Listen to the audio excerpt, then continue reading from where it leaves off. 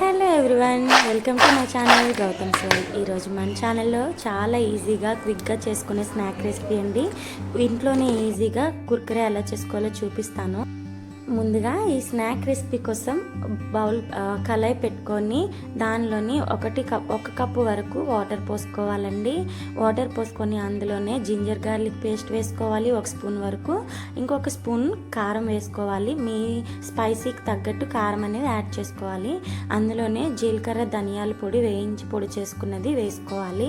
అందులోనే రుచికి సరిపడా సాల్ట్ కూడా యాడ్ చేసుకొని వాటర్ అనేది బాయిల్ అవనివ్వాలండి. ఇలా వాటర్ అనేది బాగా బాయిల్ అయిన తర్వాత మాత్రమే 1 కప్పు వరకు బియ్యం పిండి, ఇంకా 1/2 కప్పు వరకు శనగపిండి కూడా వేసుకోవాలి. ఇది చాలా ఈజీగా చేసుకోవచ్చండి స్నాక్స్ అనేవి. ఇలా చేసి బయట కొనే వాటికంటే ఇలా చేసి ఇంట్లోనే పెట్టి చూడండి.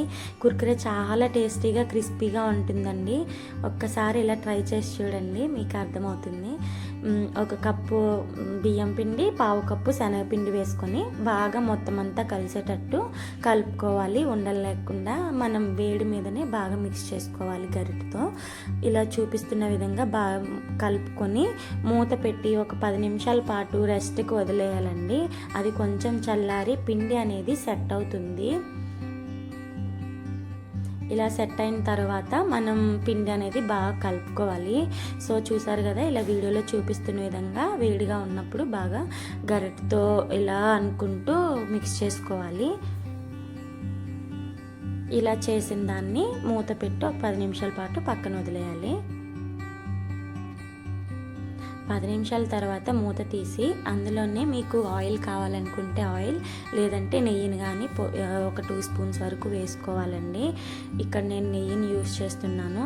2 స్పూన్స్ వరకు నెయ్యిని యాడ్ చేసుకొని కొంచెం చేతిలో నీళ్లు పోసుకొని చిలకరించుకోవాలి. అంటే మనకి పిండి మొత్తం కూడా బాగా కలుపుకోవటానికి ఒక 2 స్పూన్స్ వరకు నీళ్ళు యూస్ చేసుకోవచ్చు. ఇలా బాగా కలుపుకోవాలండి. కొంచెం గోరువెచ్చగా ఉంటుంది, అప్పుడే మనం కలుపుకోవాలి. మొత్తం కూడా మంచి చపాతీ డౌ లాగా కలుపుకోవాలండి. ఇక్కడ వీడియోలో చూపిస్తున్నట్టుగా కలుపుకోవాలి.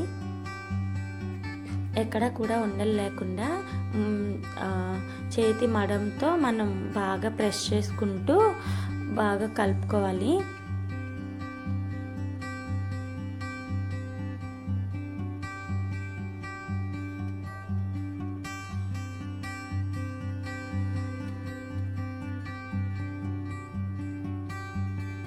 చూసారు కదా, ఇలా కలుపుకున్న పిండిని చిన్న చిన్న బాల్స్ లాగా చేసుకోవాలండి.